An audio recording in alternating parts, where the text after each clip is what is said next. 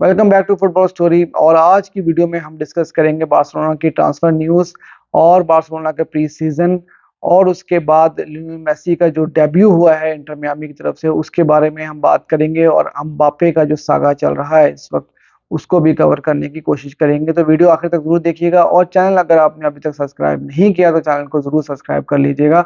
तो स्टार्ट करते हैं सबसे पहले बार्सिलोना के साथ। और बार्सिलोना कि जिस तरह का आप जानते हैं कि रिसेंटली जो बार्सिलोना के साथ दो बहुत इंपॉर्टेंट प्लेयर्स को लिंक किया गया, एक बर्नार्डो सिल्वा और एक जो फेलिक्स को।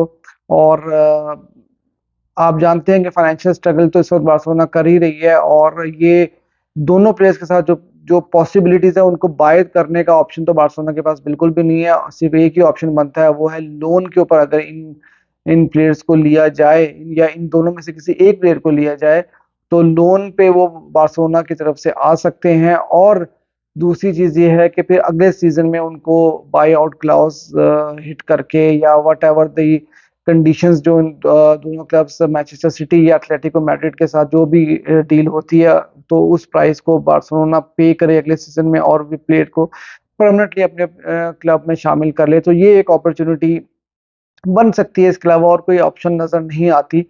और जहां तक जो फेलिक्स की बात है तो उसके बारे में जो अब खबरें आ रही हैं उसमें ये कहा जा रहा है कि फेरन टोरेस का डिपार्चर बहुत इंपॉर्टेंट होगा। अगर फेरन टोरेस छोड़ के जाते हैं बार्सिलोना तब बार्सिलोना के लिए कुछ आसानी हो सकती है जो फेलिक्स को परमानेंटली साइन करने के लिए। और ये भी पॉसिबिलिटी हो सकती है कि जो फेलिक्स और फेरन टोरेस को स्वैप डील में भी शामिल किया जा सकता है। और फेरन टोरेस एथलेटिको मैड्रिड जा सकते हैं और जो फेलिक्स बार्सिलोना में आ सकते हैं, क्योंकि आप जानते हैं कि जो फेलिक्स से एथलेटिको मैड्रिड बिल्कुल भी खुश नहीं है। और उनके काफ़ी ज़्यादा कुछ प्रॉब्लम्स भी रहे हैं सिमियोनी के साथ, जिसकी वजह से उनको चेल्सी भी ट्रांसफ़र किया गया था लोन पर लास्ट सीजन में।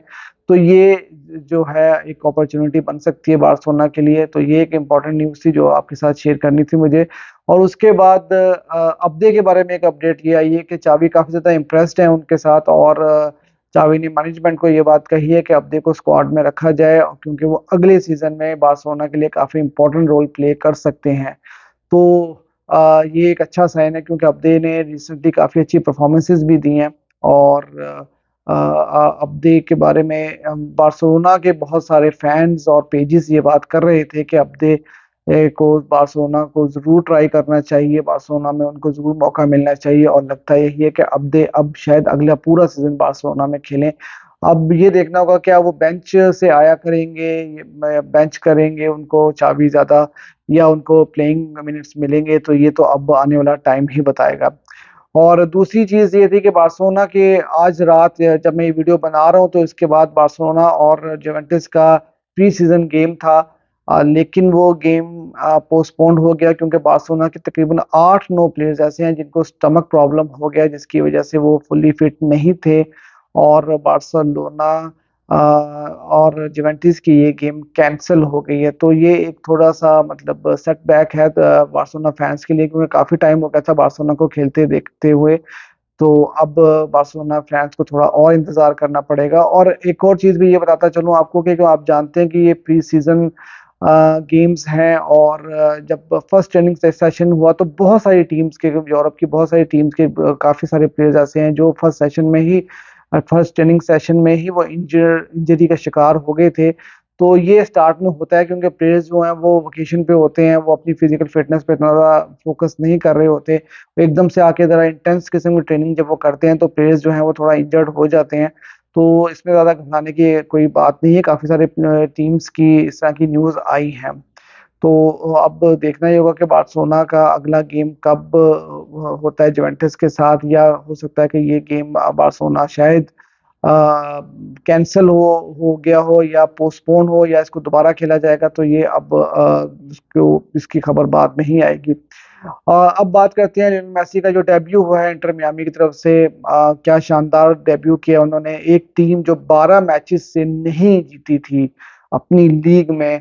तो लियोनेल मेसी को उन्होंने 56 मिनट में सब्स्टिट्यूट करके लेकर आए ग्राउंड में और एक जबरदस्त वेलकम मिला मेसी को। इवन के रेफरी ने जाकर उनको वेलकम किया। और उसके बाद गेम हुई, बिल्कुल 93rd मिनट में लियोनेल मेसी को एक फ्री किक मिलती है और उस फ्री किक में लियोनेल मेसी ने गोल किया, बिल्कुल एक्यूरेटली सेम टू सेम। वो लिवरपूल जैसी फ्री किक याद आ गई, सेम टू सेम उसी को रेप्लिकेट किया लियोनेल मेसी ने। और मेसी की जो सेलिब्रेशन थी वो भी जबरदस्त थी, कि उससे ये पता लगता है कि मेसी वहां पर जाकर काफी ज्यादा खुश हैं। और इंटर मियामी 12 मैचेस के बाद जीती है। और सेर्जियो बुस्केट्स भी आपको मैच में नजर आए।